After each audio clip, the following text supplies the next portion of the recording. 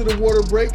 I'm your host, Terrence. You can call me TW at TW Talk About on Twitter. I'm here with my man, Big Rob, and we are going to quench your thirst in between episodes of Open Gym Sports and Culture. We know how much y'all love that, but we be making you wait a long time for it. So in the meantime, in between time, we're going to hit you with what we think about what's going on in sports and in culture. So let's get into it.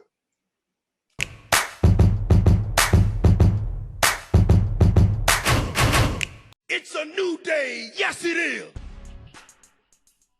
The United States of America is officially, for the first time, recognizing Juneteenth as a national holiday. For those of you who don't know, if you're watching this show, you probably should know, but for those of you who don't know, Juneteenth is a recognition of the day in which slaves in Galveston, Texas were informed that they are actually free by the Union Army. And listen, like, we've come to this space really fast. Like 2 years ago, nationally, nobody was talking about Juneteenth. And a lot of Black people, we talked about it as though it was a joke, okay? And now, here we are, it's a national holiday, right? Like, I mean, this has all happened really fast. But I think it's a great thing. I think it's a great thing. I think it's a great opportunity for Black people to have something in this country where we can celebrate Blackness in a positive way. Is it annoying that it's attached to slavery in some way? Yeah, but I think the great thing to do is to use as an opportunity to look at how far we've come. And even though, you know, Black people are still struggling to have equal rights and equal treatment under the law, be viewed, you know, as full citizens, you know, have voting rights without restrictions, you know, so many things where we can use so much work in this country to actually feel like equal citizens. I think it is nice for us to actually have something that we can call our own. You know what I mean? A holiday where we can celebrate us and not feel, you know, not feel like we're being under the watch of like people looking at us like, oh, is that even like really a thing? There's a lot of Black people who never really learned about Juneteenth, but you know, we also have to understand that that's by design as well, right? So we will embrace this holiday. We'll celebrate it. I went to a nice little local barbecue. They had a little festival in the park. There was, you know, people playing music and reading books, giving out prizes to the kid.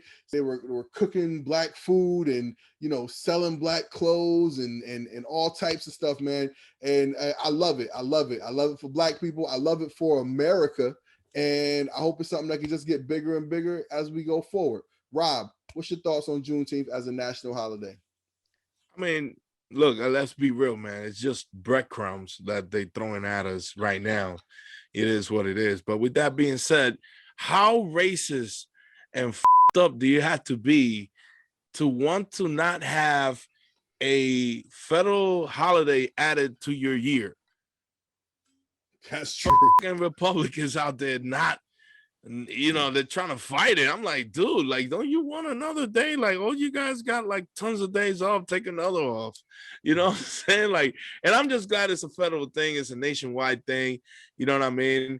But you know what? I see the silver lining in everything, just like the Sixers losing to the Hawks. This is our chance to trade Ben Simmons out of Philly. You fucking crumb bum! And you feel me? And you know, it's like that thing. It's like I look at the silver lining of this. It's like, yo, we have a day in the middle of the summer to just be outside and be Black. You feel me? You know, Black History Month is in the month of February, the coldest day of the year. And a lot of people from the South ran to the North.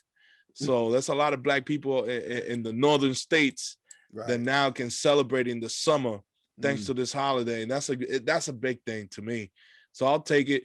But it's just breadcrumbs, man. We still got a lot of work to do and a lot of legislation to get done.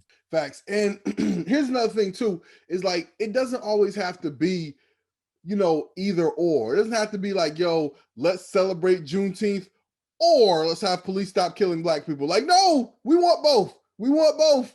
We want to celebrate this day and get to have, you know, some unity and some celebration of Blackness and all some, you know, all of that great stuff. We want all of that. And we want to continue to progress Black people's, we should just have, progress by, damn, we shouldn't be still progressing. Like, it should just be, we have full access to the American dream, just like everybody else does, and full access to live free without feeling like, a police stop could be the end of our lives. Like, that should be normal by now, right? That should be normal by now. And, look, man, we all going to keep pressing until we do feel that way. But in the meantime, every June, if we can go out there, get some nice barbecue in the park, support some Black vendors and come together and feel unified, man, I'm with it. I got a question for you, Rob, though. You keep bringing up Ben Simmons into this conversation. Ben Simmons is Australian. Can he celebrate Juneteenth with us?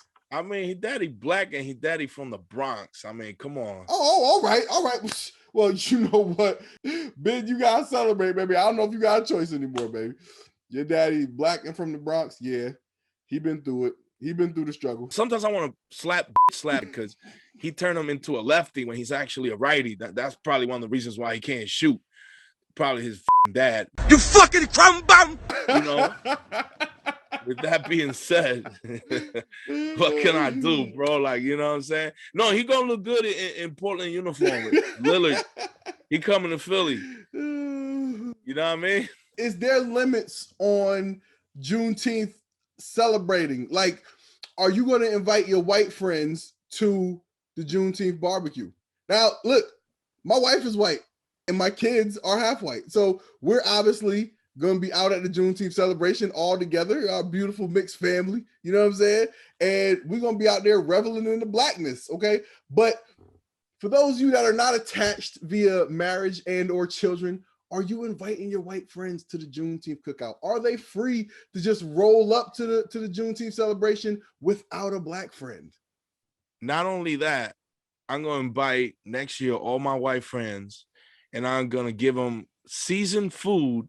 Not only seasoned food, I'm going to give them pecan pie with Cool Whip. You feel me? With a fucking lemonade with a ton of sugar. They need that. They need, flavor. Like, this is flavor, friends. Listen, embrace it. If you see a white person eating like a plate of chitlins, you gotta give them a pass for the day. You gotta be like, yo, you gonna Yeah, it's not like Fear Factor and you see a white person eating a plate of chitlins, because I ain't eating a plate of chitlins, okay? I ain't doing it. Yeah, I might be weird, but I fuck with pig feet. I fuck up some pig feet. Pig feet delicious. I don't give a fuck what y'all say, man. That John good. Don't look at me like that. You know that John good.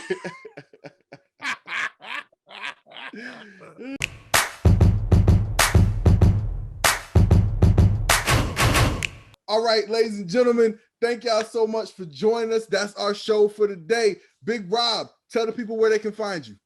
Yo, you can find me on Instagram, baby, Robbie_Rams. You can find me on Twitter, Rob Rams. You already know what it is. Shout out to everybody in South Philly. Mi gente allá en Puerto Rico, los quiero. Tú sabes cómo es. Yeah, I mean, South Philly all day. Yeah. And you can find me on social at TW Talking About on your social media of choice, wherever you want to find me. All right. If you are listening to this on our podcast, then make sure you come over to YouTube and check out the visuals so you can see this beautiful face, okay? And see that beautiful mug, that beautiful beard that Big Rob got going over there. I can't grow a beard like that. I can't grow it like that. If you already watching us on YouTube, guess what? Come over to the podcast because we got some extra outtakes for you over there. This is the Waterbreak, brought to you by Ball Sports and the Narrative Control Network. Thank y'all so much for your time. I'm TW. Peace.